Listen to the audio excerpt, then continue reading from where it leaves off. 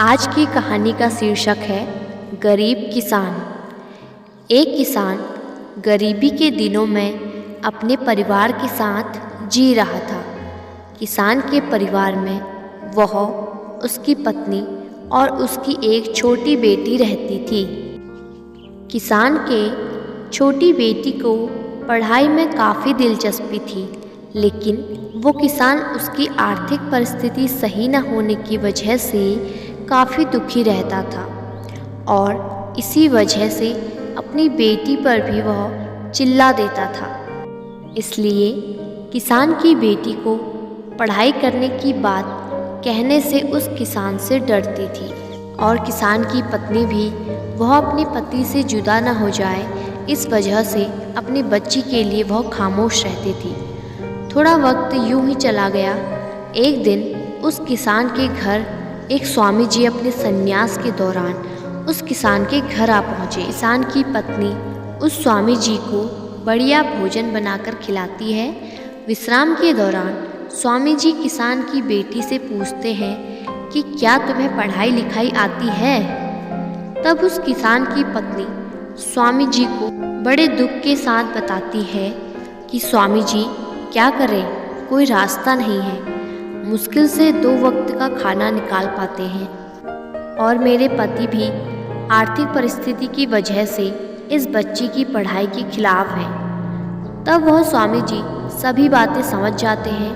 अंत में जाते समय वह स्वामी जी किसान की पत्नी को अपने सामान में से एक छोटी सी पोटली थमाकर बोलते हैं कि मैं जब अपना संन्यास पूरा करके यहाँ से लौटूंगा, तब तक यह अनाज की पोटली तुम अपने पास संभाल कर रखना।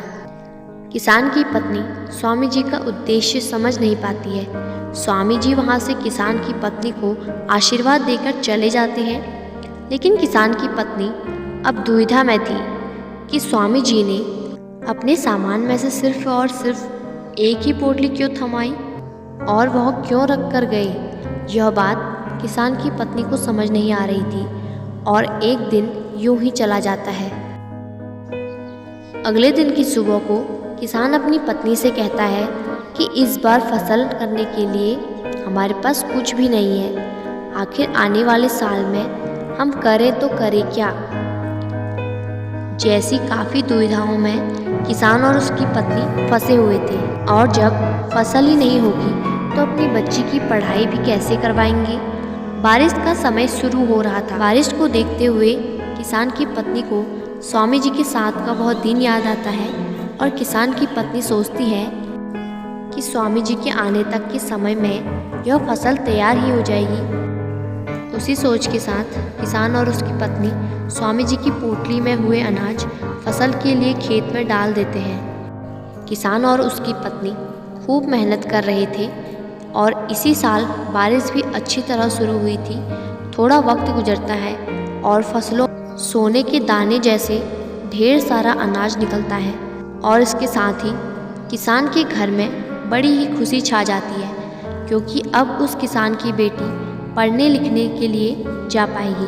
किसान और उसकी पत्नी सोचते हुए यह फैसला ले लेते हैं कि उसकी बेटी को स्वामी जी के आश्रम में पढ़ाई लिखाई के लिए रख आते हैं और वहाँ वह स्वामी जी का जितना अनाज उन्होंने हमें दिया था उससे दुगना अनाज हम उनके पास लेकर जाएंगे। किसान और उसकी पत्नी स्वामी जी के आश्रम में पहुँचते हैं। किसान की पत्नी स्वामी जी को याद दिलाते हुए 1 साल पहले की घटना स्वामी जी को बताती है और वह अनाज को स्वीकार करने के लिए बोलती है। तब स्वामी जी किसान और उसकी पत्नी को मुस्कुराते हुए कहते हैं कि भगवान ने मुझे तुम्हारे पास मदद करने के लिए भेजा था, लेकिन तारीफ तुम्हारी सोच कर करनी चाहिए, क्योंकि वह अनाज को तुमने उगाया है और मेहनत से तुमने इस फसल पकाया है। स्वामी जी किसान से बहुत प्रसन्न होकर आशीर्वाद देते हैं और उस किसान की बच्ची को अपने आश्रम में पढ़ाई लिखाई मुफ्त में करवाने की बात रखते हैं और किसान और उसकी पत्नी को स्वामी जी के आश्रम में ही सभी बच्चों के लिए खाना बनाने की जिम्मेदारी देते हैं। और फिर उस गरीब किसान के घर सालों बाद काफ़ी खुशियाँ आ जाती हैं। सच में किसी ने क्या खूब बात कही है। ऊपर वाला जब भी हमारे बारे में सोचता है तब सिर्फ इशारे को समझने की बात होती है। वो ढेर सारी खुशियाँ लाकर हमारे हाथ में थमा देता है। और यहीं पर ये स्टोरी ख़त्म होती है। आप लोगों को ये स्टोरी कैसी लगी कमेंट में ज़रूर बताना, और अच्छी लगी तो वीडियो को ज़रूर लाइक करना और चैनल को सब्सक्राइब करके बेल आइकन को ऑल पे सेलेक्ट कर ज़रूर करना।